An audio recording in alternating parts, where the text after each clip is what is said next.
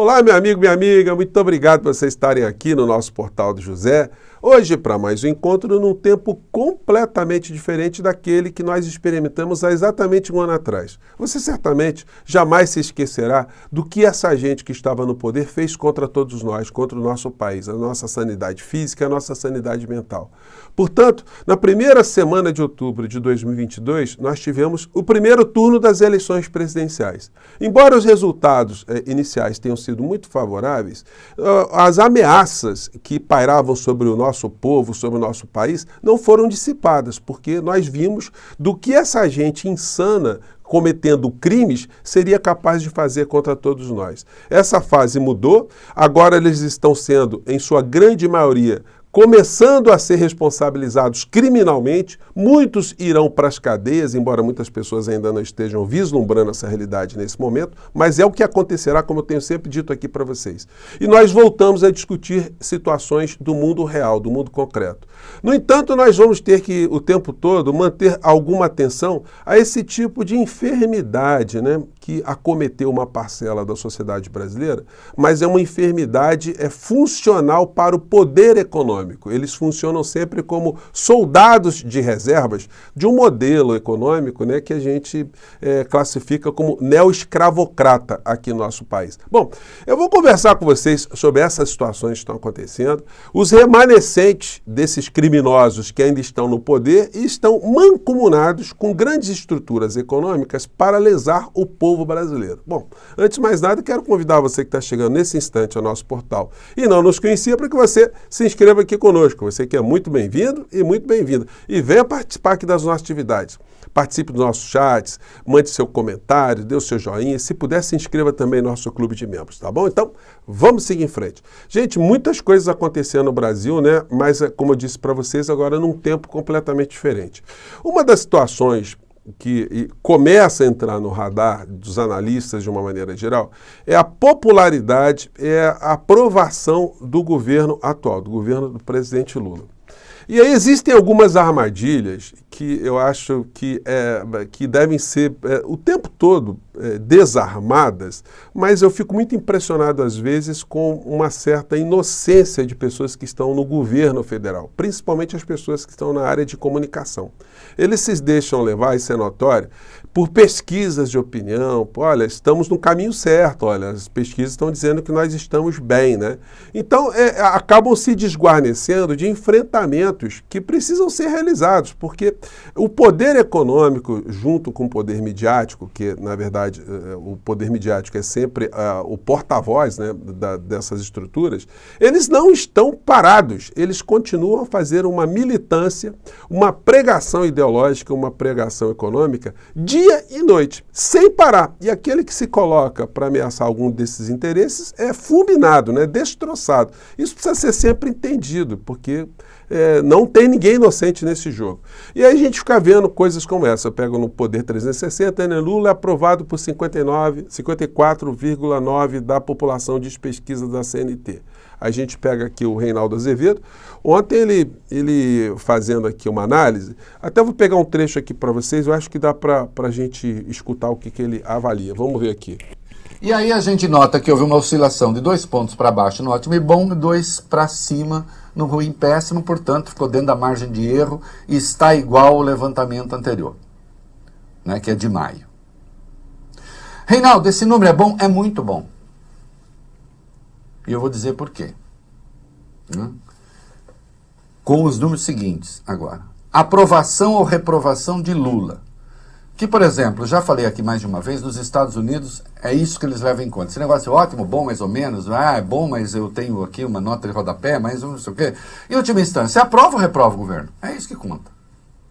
Então é o seguinte, na visão dele, está tudo indo muito positivamente. O governo está com um bom índice de aprovação, mas um bom índice de aprovação não basta, porque a possibilidade de um revés, ela fica o tempo todo funcionando como uma espada sobre a cabeça do governante.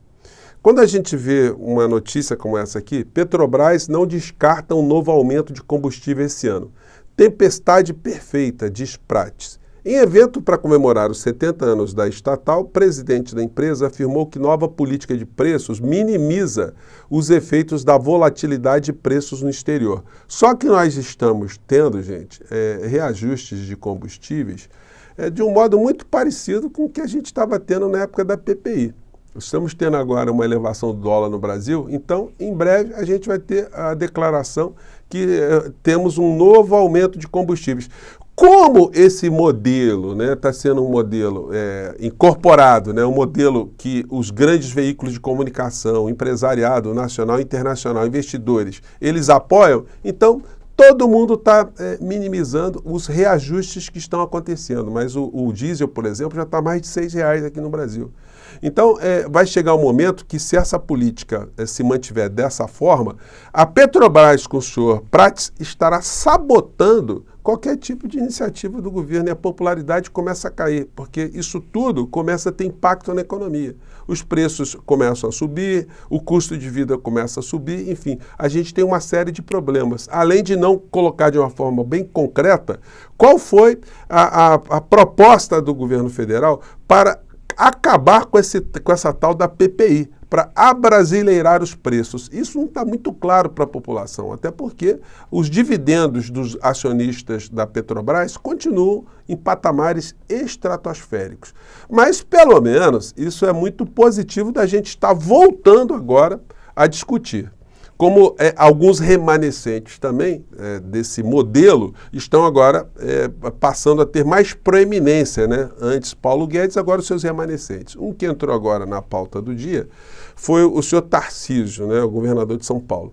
Alguém que no campo da política era um Zé Ninguém com Z maiúsculo, Era um nada, nunca teve nenhum tipo de atuação política, nenhum tipo de envolvimento. No entanto, surfou nessa onda do bolsonarismo e conseguiu se eleger no estado de São Paulo. A grande falácia que os grandes veículos de comunicação ficam fazendo o tempo todo é que o povo de São Paulo, ao ter votado em Tarcísio, votou também a favor das privatizações, porque isso estava implícito ali nas propostas de governo. Olha, esse discurso bandido, salafrário, ele também pode ser utilizado também em sentido reverso, Na medida que o povo brasileiro, ao ter escolhido o presidente Lula, também pode ter legitimado toda a retomada de todas as empresas que foram privatizadas, tudo aquilo que foi feito anteriormente, reforma da Previdência, reforma trabalhista. Se a eleição é uma carta branca para o eleito fazer aquilo que estiver no seu arcabouço político, então, se esse argumento valer para Tarcísio, valerá para o presidente Lula desfazer tudo aquilo que nós sabemos e nós vimos que foram situações absolutamente nocivas ao interesse nacional. O senhor Tarcísio, ele se credenciou junto ao mercado, sendo um Zé Ninguém, porque ao tempo que ele foi capataz do senhor Paulo Guedes, vamos deixar isso bem claro, ele se manifestava publicamente com esse tipo de performance. O empresário sorria, porque percebeu logo que tinha ali um feitor, um troglodita a serviço dos seus interesses com esse tipo de comportamento aqui.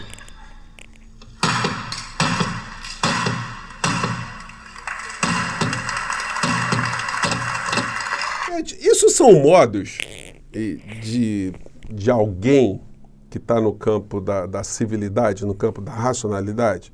Ou isso aqui é um comportamento animalesco de alguém sem o menor senso, O senso do ridículo.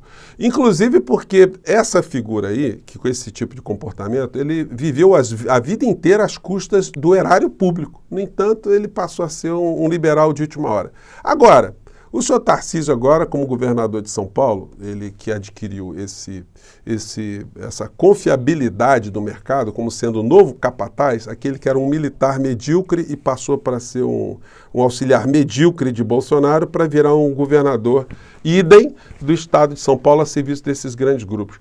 Eles têm as suas forças auxiliares como esses grupos remanescentes da internet. Vocês entram ali no canal o Oeste Sem Filtro, que é desse ultradireita, vocês vão ver ali olas e mais olas falando do Tarcísio. E aí vocês veem na Globo News o camarote, os colunistas, fazendo esse discurso bandido, né? A gente tem que falar, né? Não tem como aliviar nisso. Ah, não, que o povo de São Paulo elegeu o Tarcísio e elegeu a proposta de privatização. Só que não existe no programa do Tarcísio nenhuma linha falando de Sabesp, privatização do metrô, privatização das águas em São Paulo. Porque, gente, tem um banditismo muito grande quando a gente fala em privatização de serviços públicos, que diz respeito ao seguinte: quem são aqueles que compram os ativos, né? Compram energia, compram água ou distribuição da água aqui no Rio de Janeiro? A água foi privatizada, mas foi privatizado o quê? A distribuição. A produção da água ainda continua com a empresa pública, a SEDAI, que aí vende baratinho essa água para quem conseguiu ganhar as privatizações, que coloca um preço estratosférico e manda esse preço para o consumidor final. Quando você olha para um jornal econômico, que lida com as questões econômicas, vocês veem coisas como essa aqui, ó. As empresas que ganham as concessões, eles proporcionam esse tipo aqui, ó. Na AGEA, uma comissão que fez a alegria dos bancos. Aí os caras comemorando aqui, ó, que só de comissão eles receberam R$1 bilhão no meio dessas transações da privatização da SEDAI aqui no Rio de Janeiro. Só de comissão. Aí eu pergunto a você, em qualquer lugar do mundo capitalista, você tem o rei do milho, o rei da soja, o rei do ferro, o rei do aço, enfim, você tem figuras que empreenderam no mundo inteiro. Agora, você conhece o rei da água? Conhece o rei do choque, da energia? Você conhece o rei do gás? Não, porque não existe isso.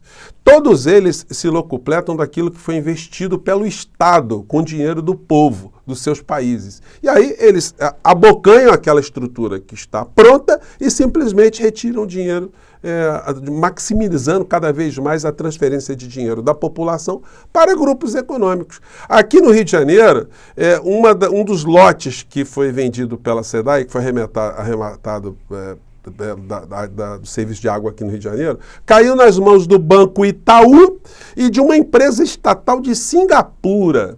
Vocês acham que o Banco Itaú tem expertise em água? Aonde que o dono do Itaú ele manja alguma coisa de água e esgoto? Né? De esgoto até pode manjar, né? Mas isso, gente, é uma grande falcatrua, né?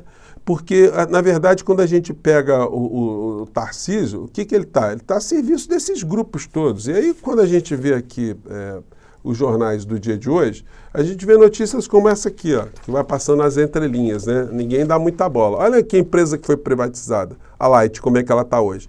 Os serviços no Rio de Janeiro, eles não melhoraram e a tarifa sempre subiu acima da inflação. Light quer retirar sua geradora da proteção contra execuções. Itaú propôs o acordo. O banco é o principal credor da concessionária. Medida é o primeiro passo para sair da recuperação judicial. Então, não tem nenhum tipo de competência no meio dessa história. Tem a falcatrua. E aí você vê os jornais aqui, ó, vitaminando, através desse discurso bandido, a possibilidade de privatizar aquilo que pertence ao povo, né? Tarcísio reafirma a privatização após greve nos trens e no metrô para São Paulo. São Paulo parada. Aí, mais uma vez aqui, um artigo falando de privatização.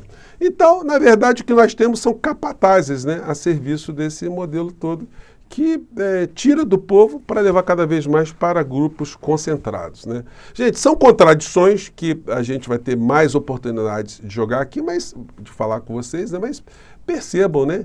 Que investidores são esses que nunca tiveram nenhum tipo de envolvimento com aquilo que eles abocanham mais à frente, apenas para extrair, para sugar do povo, né? Só para fechar o nosso papo aqui, que eu já estava quase me esquecendo, aqui tem um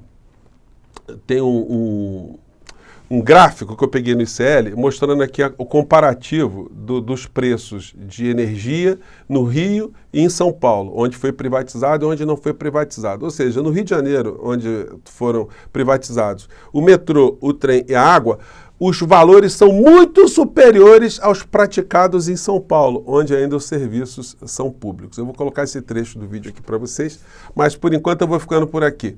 Mais tarde temos mais assuntos importantes aqui para conversar no nosso portal, tá bom, gente? Um grande abraço, até lá, tchau!